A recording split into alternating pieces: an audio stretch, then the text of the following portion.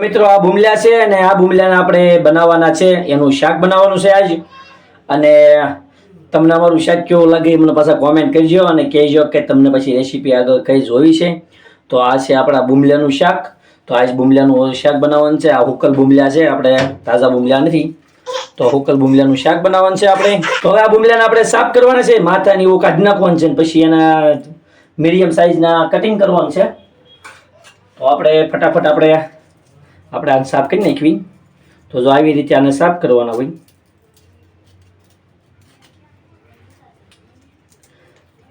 અને આ હુકલ ભૂમલા છે એટલે હુકવણી છે આ.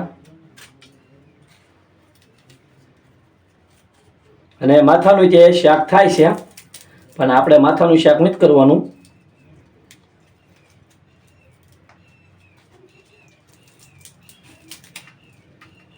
તો જો આવી રીતે એને સાફ કરી નાખવાના. જો આપણે ભૂમલા કટિંગ કરી વાળા છે અને ભૂમલા સાફ કરી વાળા છે. કેવા મસ્ત મજાના ભૂમલા થઈ ગયા છે. જો આપણે માથા નથી રાખ્યા, માથા કાઢી નાખ્યા છે. તો હવે એના બનાવવા માટે આપણે જોઈશે કાંદા એટલે ડુંગળી. તો એના માટે ડુંગળી જોઈશે અને આદુ લસણનો પેસ્ટ. જો આદુ લસણનો પેસ્ટ આવી જાય એટલે બીજો જે ગરમ મસાલો બહુ આપણે કાંઈ નાખતા નથી. વગર ગરમ મસાલા જોરદાર શાક બને એવું આપણે બનાવવાનું છે. તો હવે આને આપણે પાણીએ ધોઈ નાખવાના છે, પણ તે પહેલાં આપણે ડુંગળી મેકી દઈશું સડવા. તો આપણે જે પ્રમાણે હોય એ પ્રમાણે આપણે તેલ જોઈશે. તો આપણે એટલું તેલ નાખીશું. તો જે પ્રમાણે છે આપણે એ પ્રમાણે આપણે તેલ નાખેલું છે.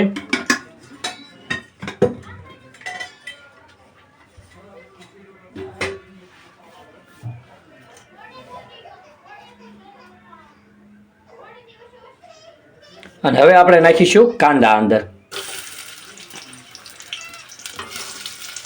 આપણે ડુંગળી નાખી દીધી છે ફ્રાય કરવા. તો આને આપણે 5 મિનિટ ફ્રાય કરીશું, જ્યાં સુધી લાલ ન થઈ જાય ત્યાં સુધી.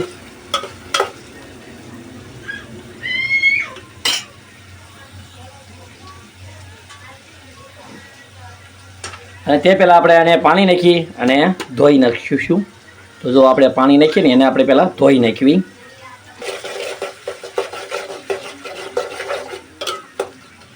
તો હવે આપણે નાખીશું આદુ લસણનો પેસ્ટ.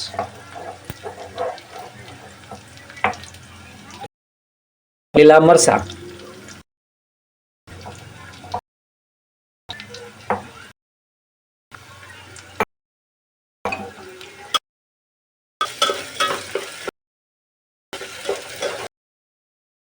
નાખીશું ભૂમલા. તો જે આપણે પાણીમાં ધોઈ નાખ્યા છે, તો એને આપણે નાખી દીધા છે અંદર. તો એને ઘડીક તેલમાં સડવા દેવાના છે. અને આપણે કોરું નથી બનાવવાનું, રચ્ચાવાળું બનાવવાનું છે, ગ્રેવીવાળું.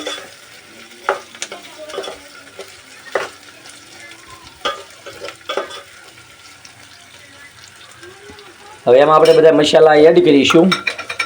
તો સૌથી પહેલાં તો નમક નાખીશું.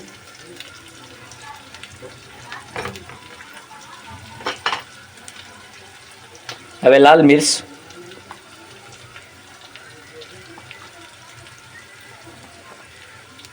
ધનિયા પાવડર એટલે ધાણા જીરું, હલ્દી એટલે હળદર,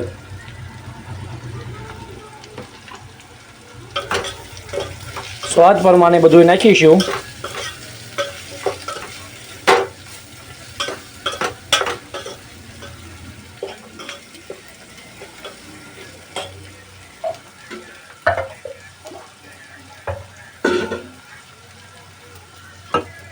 આવી રીતે બનાવશો એટલે મસ્ત મજાનું બનશે અને શાકે બહુ જોરદાર બનશે.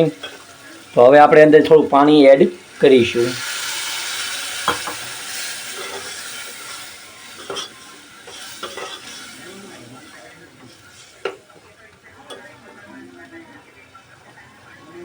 એને ઘડીક આપણે ચડવા દઈશું.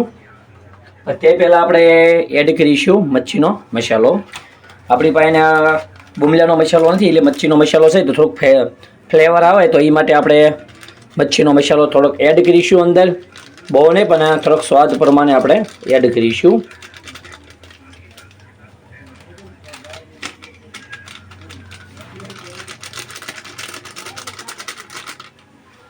છે અને હવે આપણે થોડીક એડ કરીશું કસ્તુરી મેથી.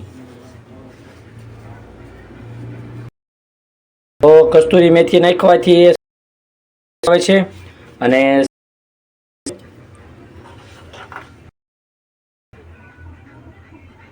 તો આપણું શાક થઈ ગયું છે કમ્પ્લીટ બુમલિયાનું, મસ્ત મજાનું બની ગયું છે। તો તમે જોઈ શકો છો કે કેવું મસ્ત થઈ ગયું છે બુમલિયાનું શાક તૈયાર। મસ્ત મજાનું આપણું બુમલિયાનું શાક તૈયાર થઈ ગયું છે। તો ચડી ગયું છે જો। તો આવી રીતે સાદું અને સિમ્પલ બુમલિયાનું શાક બનાવી શકાય મિત્રો। તો તમને અમારો વિડીયો કેવો લાગ્યો લાઈક કરજો, કોમેન્ટ કરજો અને સબસ્ક્રાઈબ કરી નાખજો અમારી ચેનલને મિત્રો, નવા હો તો સારું હાલો નેક્સ્ટ રેસીપીમાં આપણે પાછા મળીશું। ત્યાં સુધી બધાને મિત્રોને બાય બાય।